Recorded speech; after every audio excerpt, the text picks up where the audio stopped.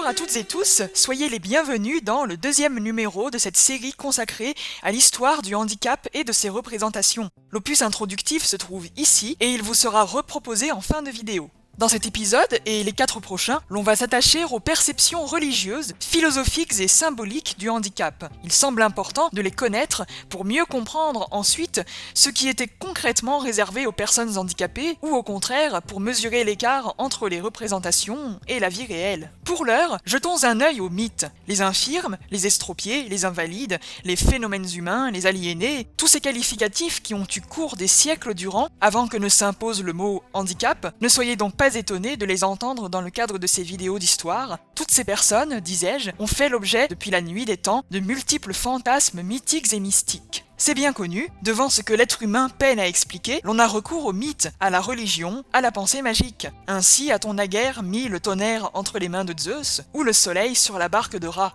Le handicap n'a pas échappé à un tel processus. Quelle insécurité, en effet, que le rappel de notre vulnérabilité lorsque surviennent des maladies que, des siècles durant, nul n'a su analyser comme nous savons le faire aujourd'hui. Dès lors, notre cerveau suit sa pente naturelle, créer du sens. Le mythe arrive alors au secours. Bien des personnages antiques sont invalides. L'Aède Homère et le devin Tirésias sont aveugles. Héphaïstos, dieu des forges, est boiteux. Le fabuliste Ésope aurait été estropié et bossu. Oedipe, quant à lui, marchait mal, et son nom signifie « pied enflé », tandis que le nom des Labdacides, la lignée à laquelle Oedipe appartient, est issu, en grec, du terme « boiteux ». Dans les folklores yiddish et russes, le simplet et l'idiot sont des héros de nombreux contes. Ils sont souvent porteurs de quelque chose de génial et de lumineux, d'une forme de sagesse dans leur rapport si particulier au monde. Côté nordique, c'est Odin, alias Wotan en Allemagne, qui est borgne, etc., etc.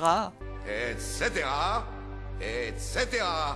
L'on peut voir dans de tels personnages une volonté d'intégrer la différence, troublante voire effrayante, à un ordre qui puisse faire sens. Ces invalides sont tantôt des êtres d'exception, tantôt des énigmes vivantes, porteuses de mystères ou de prophéties. Souvent, dans les mythes, l'infirme a quelque chose en plus, et son corps atypique le signale. Ainsi, les aveugles ont quasiment toujours, dans ces histoires, une lucidité particulièrement aiguisée. Il n'est pas rare d'en faire des devins ou des élus, ayant sacrifié leur vue pour accéder à quelque sagesse supérieure.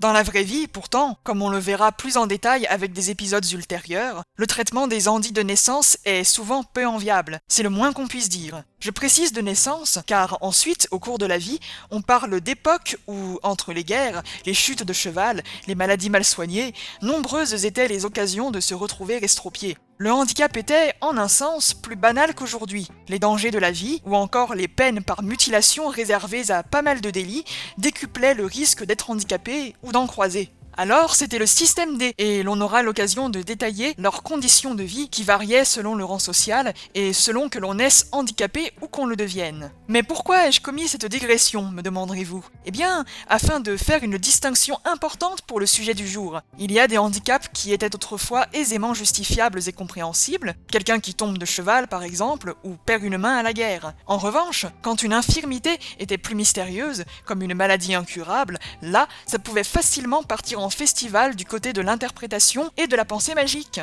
Il existe, à toutes les époques, et de façon concomitante, des imaginaires à première vue positifs et plein de bonnes intentions, et d'autres qui, au contraire, étaient terribles pour les concernés. Allez, occupons-nous dans cet épisode des interprétations mythiques et mystiques qui entendaient réintégrer la personne handi à un ordre du monde bienveillant et divin. Pour ce faire, on va appeler à la barre un certain Augustin. Appelez-le avec moi, les enfants! Augustin! Augustin d'Hippone est un théologien chrétien d'origine berbère. Il a vécu au IVe siècle. Certaines de ses réflexions ont notablement marqué l'histoire de la philosophie, comme ses remarques sur les apories du temps ou ce qu'il appelle les 3 formes de désir. Concernant les gens aux corps atypiques, il écrit dans La Cité de Dieu, livre 16, chapitre 8, que les personnes hors normes n'ont pas à être considérées comme hors humanité, mais comme une partie légitime d'un ensemble complexe qui nous dépasse. N'importe où et de n'importe quelle allure que naisse un homme, c'est-à-dire un animal raisonnable et mortel, aussi insolite que soit à nos sens la forme de son corps, sa couleur, ses mouvements, sa voix, quelle que soit la force, les éléments et les propriétés de sa nature, aucun fidèle ne doutera que cet homme ne tire son origine d'Adam.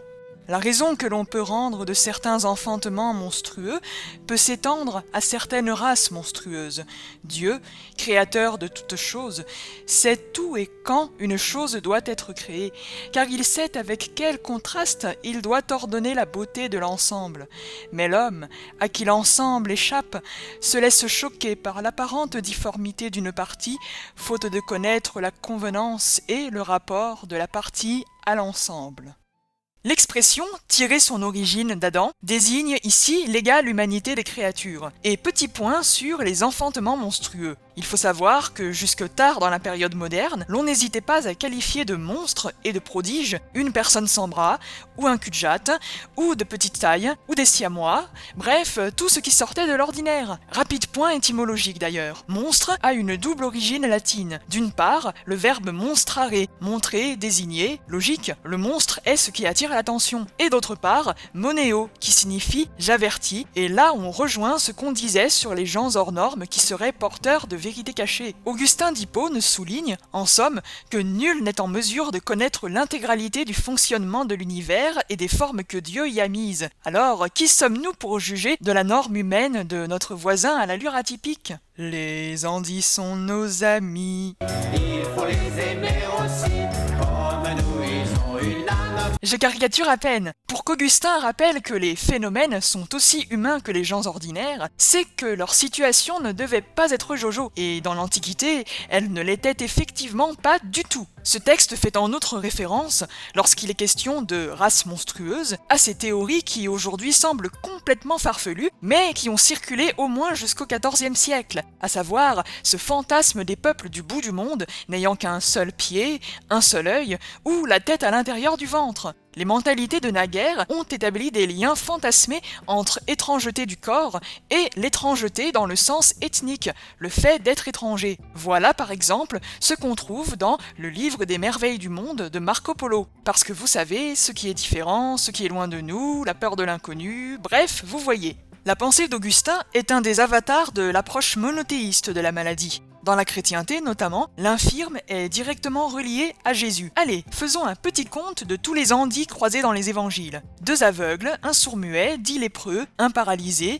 2 personnes atteintes de démence, une femme hémorroïs, et j'en oublie peut-être. Dans tous ces épisodes, Jésus guérit les infirmes, et l'on s'interrogera dans une prochaine vidéo sur les différentes lectures qui sont faites de ces guérisons. Mais qu'en est-il pour les personnes handicapées qui n'ont pas eu la chance de gagner au loto du miracle ? La croyance donne différents sens à la maladie. Ou bien le corps souffrant rapproche directement des tourments du Christ. Ou bien l'apologétique voit, dans cette situation, une épreuve dont le malade et sa foi sortiront grandis. Oui, mais si ma maladie me terrasse... Oh, chut ! Une autre hypothèse est celle du plan divin, un ordre du monde dont la compréhension nous dépasserait, mais qui a nécessité que toi, petite variable d'ajustement, tu sois porteuse d'une maladie. Ne cherche pas, les voies du Seigneur sont impénétrables, c'est à peu près l'équivalent théiste du 42, la réponse à presque tout. Ou bien, 4e option, les Andis sont là pour donner aux croyants l'occasion de bonnes actions. Autrement dit, la vulnérabilité permet la charité, et on sait les dérives que peut revêtir la dite charité, surtout si elle instaure une hiérarchie entre le donateur et l'assisté, ou si elle n'est que l'occasion,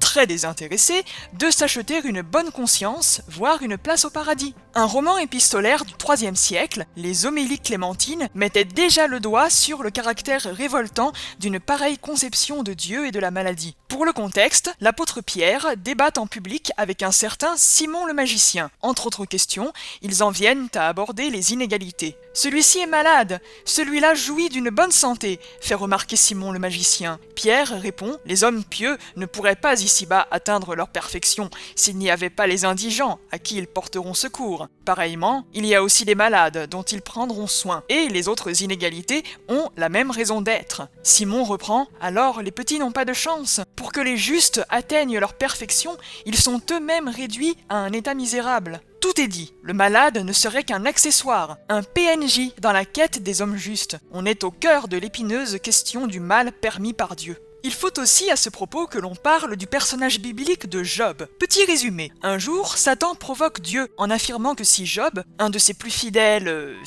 justement, lui est si dévoué, c'est uniquement parce que tout lui réussit dans la vie. Qu'à cela ne tienne, Dieu permet à Satan de frapper Job de toutes sortes de malheurs pour tester sa foi. Job perd son bétail, tous ses biens, tous ses enfants, puis une maladie le recouvre d'un ulcère purulent qui, bien sûr, le met en incapacité totale de travailler. Autrement dit, Job n'a plus de job, et à l'époque il n'y avait pas la hache. Mais le brave homme garde la foi, si bien qu'au bout du compte, Dieu le récompense en lui restaurant sa santé et tous ses biens, mais également 10 nouveaux enfants pour remplacer ceux qui sont morts, si c'est pas émouvant. Heureux l'homme que Dieu châtie, ne méprise pas la correction du Tout-Puissant. Il fait la plaie et il la bande, il blesse et sa main guérit.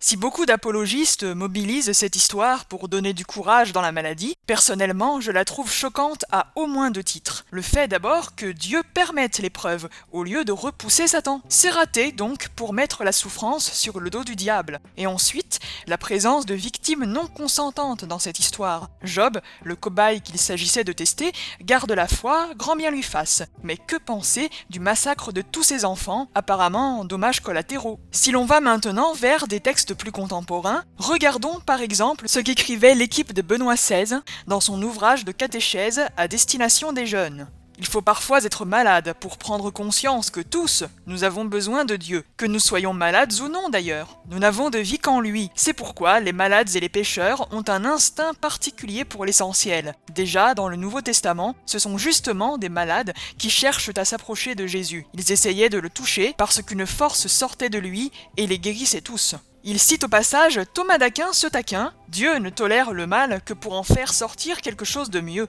Au fil des siècles, la peinture s'est parfois confrontée au sujet du handicap. Les artistes n'ont, dès lors, pas manqué de retranscrire cette dimension chrétienne d'appartenance de la personne différente à un ordre divin. Ce tableau, avec un mendiant au pied beau, par José de Ribera, va dans ce sens. On remarque l'air futé du personnage, la dignité avec laquelle il se tient, et même une pointe de défi dans sa façon de tenir sa béquille. Derrière lui, prenant beaucoup de place, le ciel, avec tout ce qu'il implique. En somme, pour conclure cette première partie de parcours à travers les mythes, l'invalidité apparaît d'une part comme une marque d'élection, avec ses aveugles prophètes, ses idiots géniaux, le dieu boiteux qui maîtrise le feu, et d'autre part comme un mal nécessaire qui devrait inviter à la charité et à la modestie devant la complexité d'une création qui nous dépasse. Si le regard charitable sur le handicap a été un indéniable progrès, par rapport à ce qu'il se passait à Rome, à Sparte et en Grèce, je m'empresse d'apporter une autre nuance,